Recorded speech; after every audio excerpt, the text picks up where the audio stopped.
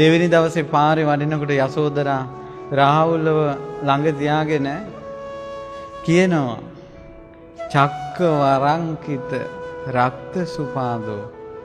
රාහුල දහසක් අර ඇති චක්‍ර ලක්ෂණයෙන් සමන්විත රෝස පාට සිරිපතුලක් තියෙන ඊළඟට රත්තරම් පාට ඇඟක් තියෙන රන් පර්වතයක් වගේ වඩින්නේ ඔයාගේ තාත්තා. දැන් ඉස්සෙල්ලා දවසේ ඕවා කියන්න වෙලාවක් නැහැ. එයාගේ දුක.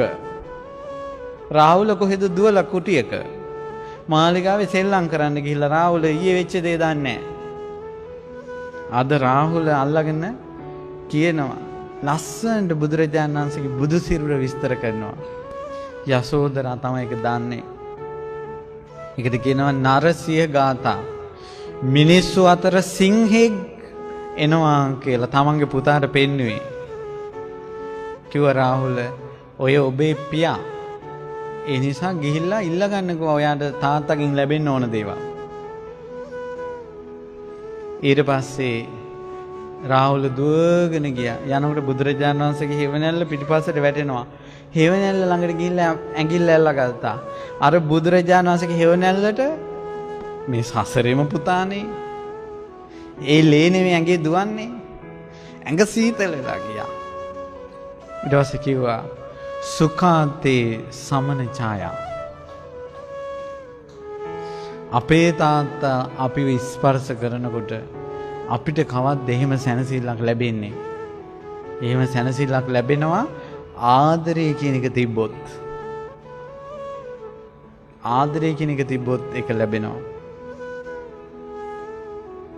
ආදරය කියන එක තිබ්බොත් අම්මගේ පපුවට තුරුල් වෙලා දුක නැති වෙනකල් අඬන්න පුළුවන්. ආදරය කියන එක තිබ්බොත් තාත්තට තුරුල් වෙලා දුක නැති වෙනකල් අඬන්න පුළුවන්. අනේ මිනිසුන්ට මේ අත්දැකීම නැහනේ. ඊට පස්සේ කිව්වා අනේ මේ ඔබ වහන්සේ මගේ තාත්තලු. අම්මා කිව්වේ. අම්මා කිව්වා මගේ තාත්තලු. මට දෙන්න ඕන දේවල් දෙන්න. ඇඟිල්ල එල්ලිලා යනවා. සාරිපුත්ත මහාන කරන්න කිව්වා. අවුරුදු 7ක් ස්වාමියා දුර වෙලා ඉඳිද්දී රාහුල තුරුල් කරගෙන සැනසුන යසෝදරාට රාහුල නැති වුණා. ආයෙත් ඇඬුවා. ආයෙත් ඇඬුවා. මේ තමයි යසෝදරාගේ ආදර කතාව.